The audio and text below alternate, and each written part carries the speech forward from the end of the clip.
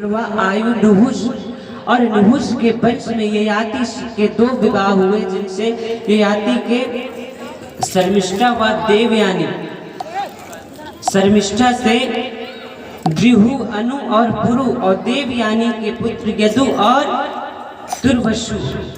इन्हीं के वंश में आगे चल के महाराज शूरसेन हुए, जिनके बेटा अनाक दुंद भी, इन्हीं का नाम वासुदेव है। वासुदेव जो भगवान के पिता हैं। इनका विवाह देवकी मैया के साथ हुआ, और इनके 7वीं संतान के रूप में कौन आए? बलराम जी आए, और 8वें साक्षात भगवान आ गए। बोलिए भक्तवत्सल भगवान की। इस प्रकार से संक्षेप में भगवान के जन्म की कथा उन्हें सुना। किन्हें सुना दी मैया? परीक्षित जी को। अब परीक्षित जी कहते महाराज हो गई कृष्ण कथा? बोले बस ऐसे तो जन्म हुआ था, संक्षेप में सुनाया। बोले इसकी प्रतीक्षा में कब से कर रहा था, इसको आपने ऐसे सुना दिया, इसे मुझे विस्तृत रूप से श्रवण कराइए। तब श्रवण कराने लगे।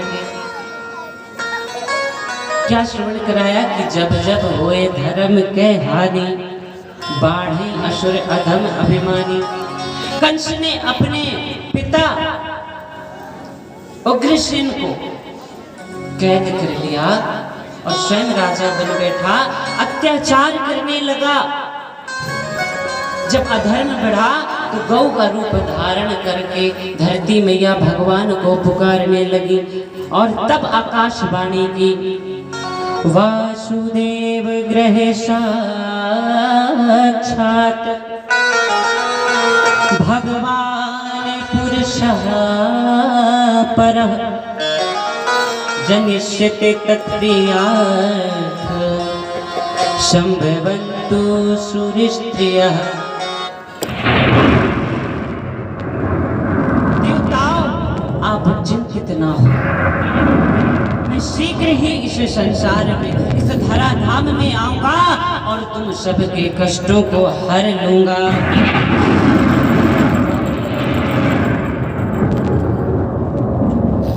भगवान की कथा से केवल जीव का कल्याण होता है, और वही कल्याणकारी कथा श्री सुखदेव जी महाराज परीक्षित जी महाराज को श्रवण करा रहे। इस प्रकार से भगवान ने आकाशवाणी की, और सभी जितने भी देवता भगवान की लीला का दर्शन करना चाहते थे आकर के कोई गोप कोई ग्वाल बन करके निवास करने लगे और भगवान की प्रतीक्षा करने लगे। इधर मथुरा का राजा कौन है? कंस, और समस्त भक्तों पर अत्याचार कर रहा है, और सारे भक्त इसके अत्याचार से पीड़ित हैं और भगवान को पुकार रहे हैं, क्योंकि कष्ट में है। कंस स्वयं को भगवान समझता था, और तब सारे भक्त पुकार कर रहे हैं। सब भगत करे हैं पुकार, हरिया जाओ एक बार।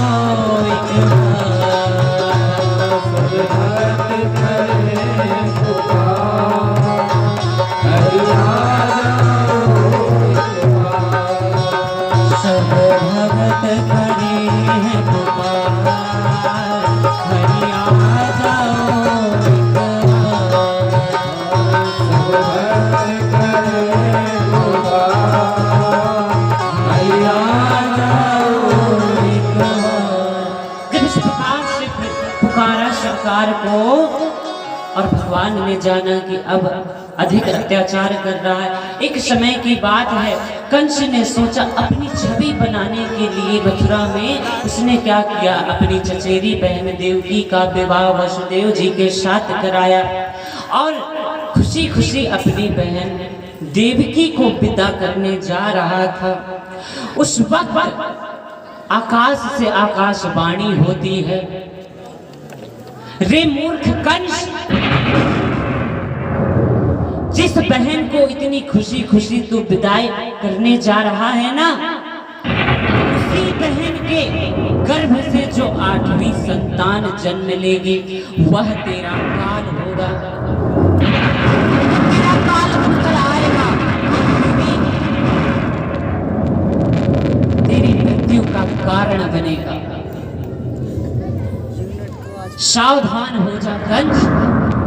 इस प्रकार से जब कंस ने आकाशवाणी सुनी तो क्रोध में आकर देवकी मैया के केशों को पकड़ा और खींचते हुए रथ से नीचे लाया और कहता है, आज तेरे प्राणों को हर लूंगा, ना रहेगा बांस न बजेगी बांसुरी। जब तुम ही नहीं रहोगी तो संतान कहां से आएगा। तब वसुदेव जी ने आकर के इन्हें समझाया और वचन दिया कि इसकी हर एक संतान को ला करके मैं आपको दूंगा। और कंस ने देवकी मैया और बाबा वसुदेव को कारागृह में डाल दिया। एक एक करके इनकी 6 संतान हुई और 6 की 6 संतानों को कंस ने मार डाला। तुम पीछे से रही ना, इतना पापी था यह कंस। 7वें बार जब देवकी मैया गर्भवती हुई तो इनके गर्भ को भगवान ने योग माया को आदेश दिया और बलराम जी इनके गर्भ में थे, रूपांतरित कर दिया माया ने, ले जाकर के मैया देवकी के गर्भ से माता रोहिणी के गर्भ में स्थापित कर दिया। इस प्रकार से रोहिणी मैया ने बलदाऊ जी को जन्म दिया। बोलिए बलदाऊ भैया की। और 8वें गर्भ में साक्षात परमात्मा देवकी मैया के गर्भ में आ गए। बोलिए भक्तवत्सल भगवान की जय। देवता जन आकाश से भगवान की स्तुति करने लगे। सत्य व्रतम सत्य परम त्रिसत्यम सतपस्य योनिम निहितम च सत्य सतपस्य सत्य मृत सत्य नेत्रे सत्यात्मकम त्वाम शरणं प्रपन्नः। देवताओं ने पुष्पों की वर्षा की और प्रणाम किया क्योंकि सरकार इनके गर्भ में निवास कर रहे हैं। और अब भगवान के जन्म का समय आया। भादव मास है, भादव मास की अष्टमी है और कारागृह में ही देवकी मैया को क्या होने लगा। समझ गए, माताएं तो समझ ही जाती है कि अब भगवान के आगमन का समय हो गया। बादल गरजने लगे और ठंडी ठंडी हवाएं चलने लगी और मंद मंद बरसात हो रही है, वर्षा हो रही है सरकार की स्वागत में, क्योंकि कौन आने वाला है, हमारी सरकार आने वाले हैं।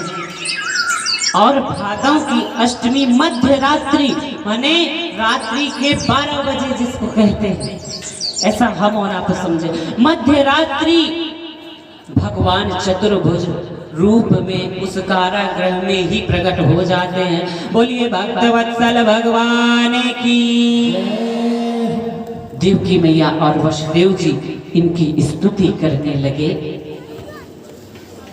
स्तुति की, प्रार्थना की, क्योंकि पहचान लिया साक्षात परमात्मा आए हैं। भगवान ने फिर एक छोटा सा रूप, बालक का छोटा सा रूप बनाया और आदेश दिया वसुदेव जी को कि आप मुझे ले जा करके गोकुल में नंद बाबा के भवन में यशोदा मैया ने एक कन्या को जन्म दिया है, आप वहां मुझे सुला करके उस कन्या को ले आइए।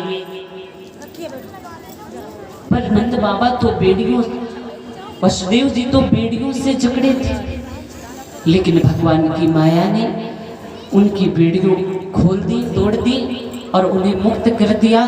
सारे द्वारपाल सो गए, और एक टोकरे में वसुदेव जी कन्हैया को लेकर के जाने लगे और यमुना जी को पार करने लगे। जब पार करते हैं ना तो यमुना जी सोचती है ये तो मेरे पति देव हैं, देखूं जब मेरे स्वामी छोटा सा रूप बनाते हैं ना तो कैसे दिखते हैं, जरा मैं दर्शन करूं। तो ऊपर उछाल लगाती है। तो यहाँ सरकार सोचते हैं कि ये तो मेरे पिताजी को डुबा देंगे, इसलिए सरकार ने अपने चरणों को नीचे झुका दिया और चरणों को स्पर्श कर यमुना जी वापस लौट गए। और गोकुल पहुंचे वसुदेव जी। यशोदा मैया ने योग माया को जन्म दिया था, कन्हैया को सुलाया, योग माया को उठाया और वापस आ गए। कंस को पता चला कि देवकी ने इस बार कन्या को जन्म दिया है। कंस ने उस कन्या को छीन लिया और जैसे ही गोद में लेकर के पटकने के लिए उठाया, सोई कन्या आकाश की ओर उड़ गई और साक्षात आदि शक्ति जगत जननी दुर्गा माँ का रूप लेकर प्रकट हो गई। बोली आदि शक्ति जगत जननी जगदम्बे मात की जय। और कहने लगी अरे मूर्ख, तू क्या मेरे प्राण लेगा, तेरे काल ने तो जन्म ले लिया है, तुझे मारने वाले ने जन्म ले लिया है। और ऐसा कहकर मैया अंतर ध्यान हो गई। और इधर गोकुल की ओर हम और आप चलते हैं। नंद बाबा वृद्धावस्था आ गई, बूढ़े हो गए हैं। यशोदा मैया बूढ़ी हो गई, लेकिन इनके भी संतान नहीं हुई थी। और वृद्धावस्था में संतान का सुख भोगने का समय आया। इधर नंद बाबा अट्टलिका, जिसको अटरिया कहते हैं, देहात चढ़े बैठे हैं और राम राम जप रहे हैं, भगवान का नाम जप रहे हैं कि पता चले कि आज पता चलेगा कि मेरी पत्नी ने, मेरी यशोदा ने लाला जाया है या लली। भगवान का नाम जप रहे थे और इधर इतना मुग्ध हो गए, इतना उत्साह था लाला के आने की खुशी में कि नाम जपना भूल गए। और क्या बोलने लगे, अब लो ना भयो कब होए, अब तक हुआ नहीं कब होगा, ये जाप करने लगे। उसी समय नंद बाबा की बहन दौड़ी दौड़ी आती है, भैया है गो है गो है गो। अरे बहना कहाँ है गो, ऐसे ना बताऊं मैं, ऐसे नहीं बताऊंगी, पहले तो मुझे तेरे जो गले में ये माला है ना सुंदर से, ये मुझे दे दे फिर बताऊंगी। ले बहना ले लाली, माला ले ले, लेकिन बता तो सही का होगा। बोले यशोदा मैया ने लाला जायो है, तेरे घर तो लाला आयो है। और सुनते ही नंद बाबा टारी से कूद पड़े। बोलिए भक्त वत्सल भगवान के जय। जन्म है कृष्ण कन्हैया, बिरज में बाजे बधैया। कृष्ण रघुरैया,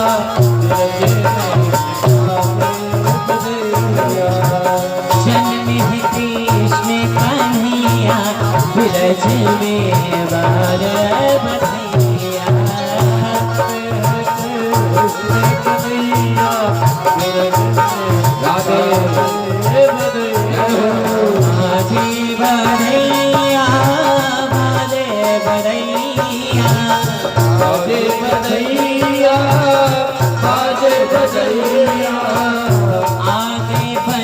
श्री बजैया, बिरज में बाजे बधैया।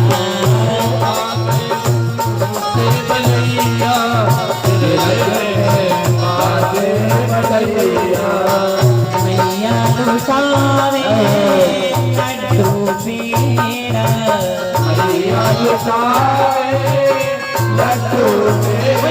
बाल कृष्ण लाल की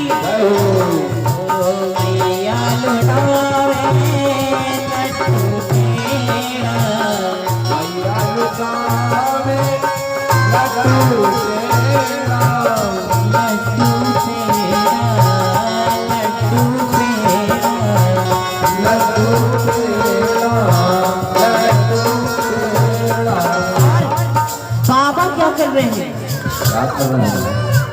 बाबा लुटावे रुपैया, बाबा लुटावे रुपैया, बिरज में बाजे बधैया। बाबा लुटावे रुपैया बाजे बजैया आज आए रघुरिया कुछ वाले बारे आज आए रघुरैया कुछ वाले बजैया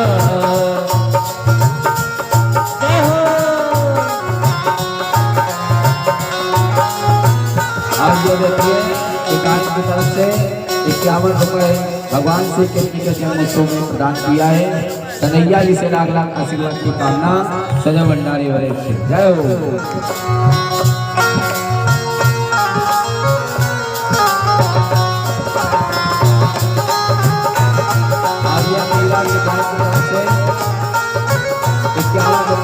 भगवान को दरबार पर प्रदान किया है।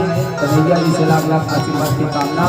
सदैव भंडारे और ये कलावती की तरफ से 21 रुपए भगवान के दरबार पर प्रदान किया है। भगवान श्री कृष्ण के जन्म में। और ये लीलावती की तरफ से 11 रुपए भगवान के दरबार पर प्रदान किया है। देखो लाला आए जय हो। वही बात हमने कल कही कि अभी नाती आता तो अम्मा क्या करती, छड़ी एक तरफ फेंकती और कहती मेरा तो नाती आया। ये नाती देने वाला आया है आज। आज तो मैया बनता है। अच्छा ये बताओ ब्रज की होली किस किस ने खेली? अरे वाह, सब वृंदावन इधर ही आ गया है आज। सभी लोग आराम से दर्शन सब करें झूमते हुए ताकि किसी को दिखने असुविधा चाहिए ना हो। आज पता चलना चाहिए कि ये वृंदावन है। और ये हमारे विजय साउंड सर्विस उनकी ओर से 101 रुपए भगवान श्री कृष्ण के जन्म उत्सव में प्रदान किया है। कन्हैया जी से लाख लाख आशीर्वाद की कामना। सदैव भंडारे भरे रखे। ये साउंड के मालिक हैं जो कि उनकी तरफ से 101 रुपए भगवान के दरबार पर प्रदान किया है। हो रंग तारी गयो सावरिया। पहले ये बताओ वादा कौन कौन करता है झूमने का कि हमें खुशी है सरकार का? हाथ उठाओ। सभी लोग आराम से दर्शन करते रहें। और तो फिर आज दिखना चाहिए कि वृंदावन आ गया है। ठीक है। हो रंग डारी गयो सावरिया, रंग डारी गयो सावरिया, रंग डारी गयो